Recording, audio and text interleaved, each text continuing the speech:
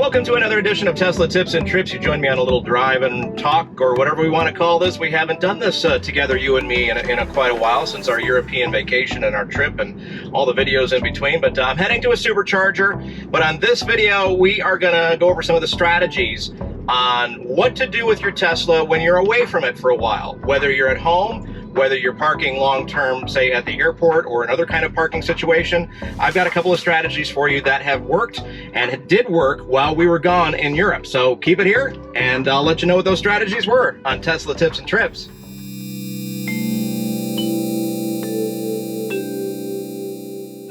All right, before we get into the tips, I'm gonna let you know about the video that kind of sparked this video and giving you guys the strategies on what I used while we were away in Europe. This video was a short that I did while we were in Europe. I woke up the app, I checked on my Tesla Model Y to see exactly what state of charge it was at while we were gone. It was 13 days from the time I checked it the last time on the app to the time I checked it in Europe. And I posted that 1 minute short and it blew up. I mean, it was crazy on the channel. I don't know what it's up to right now, but it was like 1.5 million views. It's clearly the biggest video of our channel history, and it caught me by surprise. I had no idea. It ran the gamut from general interest, why would a Tesla do that, to just freaking attacking me and my family on EVs, and they're evil, and you shouldn't own a Tesla, and this is why you own gas cars. And I mean, the comments were just off the chart, and they ranged from I'm a complete and utter idiot to I'm some sort of evil genius who knows how to doctor videos. Well, I can assure you I'm neither of those. I don't have the time to doctor videos, especially wouldn't do it on a 1 minute short. And I assure you I'm also not an idiot. At least I don't think so. So that was the range. It started getting ugly. It started getting personal. It started getting just weird. So I turned off the commenting on that video. But that said, that video did so well. There was such an interest. There was such a curiosity. There was such a, I don't know what it was. Keywords, whatever. I had no idea the video was going to do that well. And because of that video being just a short, I didn't really get into the details as to what I did to have that work for us while we were gone. We have 2 Teslas. So one is at home on our vacation and one was parked near the airport in a parking lot. So we had 2 different strategies, and today on this video I want to let you know what those strategies are. So if you're going away long-term or whatever, you can be rest assured that your car will be fine when you get back. So let's get into those strategies. That video was amazing. That video did well. That video was kind of weird sometimes.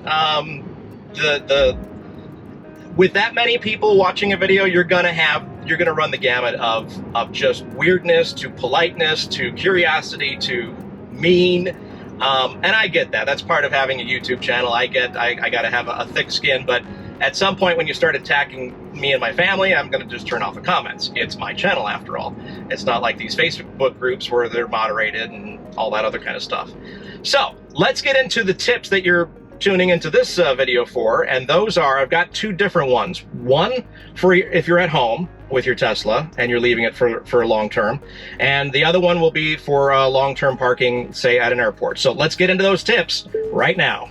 I gotta have my morning coffee while I chat with you about these tips.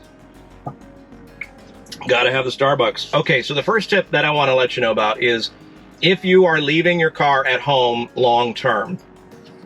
And there's a few factors that you need to keep in mind. How long it's going to be, weather conditions, you know, there's different things you need to worry about, whether it's garaged, outside, inside, whatever. In my case, this was a garage situation. I left the car in the garage, and my main tip is for us, we plugged it in. And we left it plugged in for the duration. And the main tip for that, if you do plug it in, is you've got to set the battery charging to about 50 to 60%. Batteries love to live in that 50 to 60% range. So if you have it plugged in and you leave it charge between the 50 and 60% and no more, you should be good to go in a home situation. And what's going to happen is it's going to fluctuate here and there, very tiny percents, if not even a percent. If you have it plugged in, it'll drop slightly, it'll keep the battery nice and conditioned while it's plugged in, all those sorts of things. So that's the ideal situation, actually, is if you're going away long term, whether outside or inside, you want to have it plugged in so it can maintain that 50 to 60% and not lose anything. Obviously at home, you're not going to have Sentry mode. And then again, this is a house situation, not an apartment. I get that that's a different situation. But at home, garaged, no Sentry mode. Obviously, you don't need cabin overheat protection on in that situation either. But having it plugged in will basically maintain the car for the duration of the trip. And when you get back, you're going to have the 50 to 60% that you had it set up for and left for. So that's the home situation. It's pretty straightforward and pretty easy. So that's why I wanted to get that one out of the way here first. And that's what you do in a home situation. Just leave it plugged in, 50 to 60%, and you're good to go. So let's next check out if you're driving yourself to the airport or if you're leaving a car in a parking lot situation for long periods of time. That's tip number 2 on this video, and that's next. All right, so for tip number 2, by the way, we're at a Supercharger. I figured we'd take care of 2 things at once. My car was at 38 miles or 19% state of charge. I've still got free Supercharger miles for about a month. I think late October they expire from the few people that use my promo code back when they were still doing that. So I think I got 4,000 miles, and I'm about at 1,000 now. So I'm trying to use some of them up. I mean, it's free. The stuff's expensive right now. So anyway, at a Supercharger, doing the video at the same time, doing multitasking. So the second tip that we use, this is how we did it. And I'm not saying this is the absolute, you got to do it this way. I'm not saying this is the only way, but this is what we did. We left our Model 3 at home. Like I mentioned earlier in the video, we left that one plugged in and we set it at, I think it was 60%. So that's what you do in the home situation. That's what we did in the home situation for our Tesla Model 3. Now, the Tesla Model Y is what we took to the airport. It fit more stuff. I mean, that was the only reasoning behind it. Also, it had a bigger battery. We thought we were going to lose a ton of battery over a 2-week span. We thought it would be just crazy off the charts from what we've seen and read and all that stuff. We'd never left our Tesla that long being unused. When we have even just a little bit long, we left it at home and it was plugged in and stuff. So we didn't know what we were getting into. So we left the Santa Clarita area with a full Tesla Model Y performance battery. It was like 300 miles on the battery. We fully charged it because we didn't know how much would be lost over the 2 weeks. And we lose about 50 miles getting to the airport, roughly. So we had a full battery. We get to the airport area parking lot. We park it in a faraway area, nice end spot, all by itself. Because that in itself is a whole other video, parking at the airport. But we're not going to get into that. So we left it there. We did 2 things. We turned off Sentry mode, which I know is counterintuitive. You're leaving your car alone. You'd think you'd want Sentry mode. But with some model Teslas, it could lose a percent.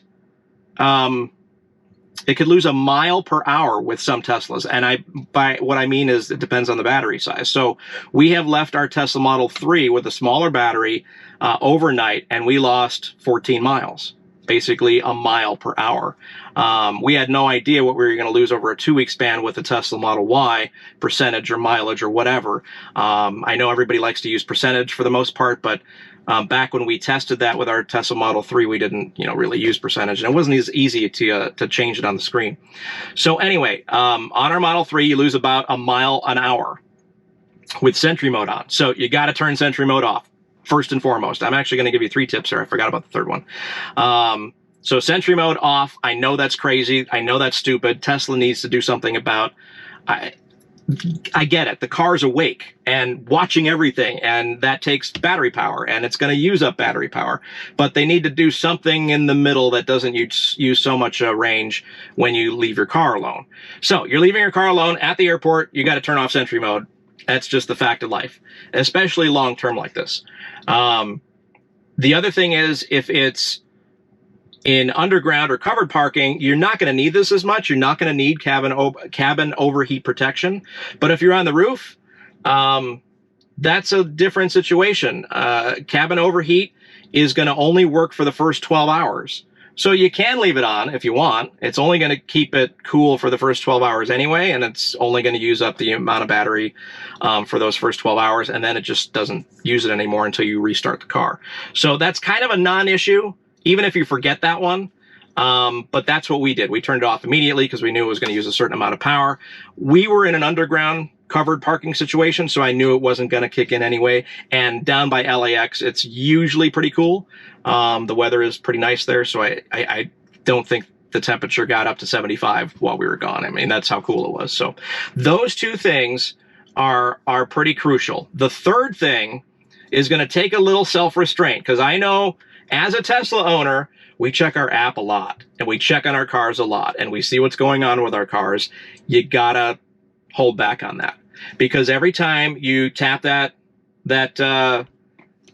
hold on, the video fell asleep there. Okay, because every time you tap the app and your car wakes up, the whole system starts up, and it's about 45 minutes before it really goes back down to sleep again, and is using less power. So every time you hit that app, you're waking your car up and you're using power, and you've got to just not do it. So if you go back to that short that I did that just blew up on the channel, you notice that the video says it had been 13 days since the last time I woke up the car and did that, which I think validates my trustworthiness and my credibility on the channel, unlike what some people were saying, that I was, evil and trying to just get traffic. I had no idea that video was going to get that kind of traffic. I really didn't. It's cool. It got, I think, 1,200 more subscriptions. So thank you. If you joined the channel because of that video, I totally appreciate it. You get it. I love it. It's awesome. You're living the Tesla lifestyle. You're more curious about what we have to do here. So those are the two scenarios, and the second one, when you're leaving it away from home, has the three different things that you want to do. There's another scenario. Oh, the battery just popped. I haven't heard that in a while. It's usually been warm enough to where I'm supercharging and it makes noises and stuff. The third scenario is really long term, and I'm not sure. I've never done that. So let's say you're a service member, and thank you for your service, of course, and you're going away for 6 months. You've been deployed, and you got to leave your car here or there or wherever you're leaving your car, and you don't have someone to use it or whatever, and you got to leave your car really long term. The long term I was talking about is a vacation, 1, 2, 3 weeks, whatever. Depending on how much vacation time you have and where you're going. So those were the scenarios that for those situations. This long-term situation, I'm not quite sure. Let me look in the menus. I'll be right back. If you go to safety, there is a power off button. I'll show you here on some B-roll. There is a power off button. Now, I don't know exactly what that means, if that's just the display, if it turns it off long term. I'm going to do some research, and I'll probably put down some interesting stuff down below in text form. But yeah, here's what it looks like on the screen, and there's a big button that says power off. Now that is not for screen cleaning. There's a different mode for that. That's over in service, I believe. No, it's under display. It's big screen clean mode. So power off under safety, I think, is something that will really put the car to sleep long term if you're deploying or leaving your car really long term. I'm gonna have to look into that before I publish this video and get some more details on that and maybe do an update. But those are the three different scenarios that I can foresee you having, leaving your car short term, long term, whatever. I think anything beyond that, you might as well just sell the car and get another one later. If you're gone for more than a year, find somebody to borrow the car or something, just to keep it running and keep it charged and regularly used and that kind of stuff. And maybe just sell it and buy another one at some point if if you're really leaving long term and eventually coming back. So those are the 3 scenarios. I hope you got something useful out of this video. As always, if you joined the channel recently because of that big viral short video that we did, thank you so much. I appreciate you believing in me. I appreciate you believing in my credibility and what I've done on this channel so far. I'm really not here to deceive anybody. I'm just a guy with a couple of Teslas that knows a certain amount about them, and I just want to share that knowledge. And I appreciate everybody joining on board and becoming a subscriber. We're getting near that 5,000 sub mark, which just totally blows me away. My kids wanted me to start this channel. They said, Dad, you got a Tesla. Why don't you just do a channel? There's not a lot of them out there. At the time, there wasn't. Now it's like everybody who owns a Tesla has one, which is fine. The more the merrier. The more knowledge out there, the better. We all have different ways of coming about our Tesla knowledge, so that's pretty cool. And it's great to see more and more people enthusiastic about these cars. First and foremost, that's just awesome. But like I said, we all come at these topics in different ways, so I appreciate it if you like my style. And if you like other styles, sub to everybody. I mean, it just helps the community of Tesla in general. So again, thank you again if you've joined the channel recently, or if you've been a long-time subscriber and you're sticking with me. I appreciate that as well. So if you like all that stuff, like, subscribe, hit the bell. You know all the YouTube jargon that we have to say on these videos, and it's not something that's meaningless. It's not just something that throws away. It really does help us long-term with the subscriptions. I know some YouTubers say subs don't mean anything, but you know, an advertiser comes our way and they say, how many subs do you have? That's like their first question. So clearly it means something in terms of advertiser dollars coming in at some point down the road or whatever. So I appreciate each and every one of you. And we're going to have more videos coming up. We've got all kinds of exciting things. Go to the community section of our channel and feel free to comment on some topics that you'd like to see.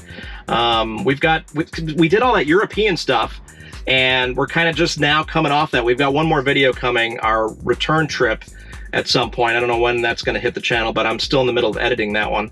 And then we're back here in the US doing more product reviews and little videos like this and tips and tricks and all that kind of stuff. So we will catch you on the next video. I appreciate you, and thanks for watching Tesla Tips and Trips.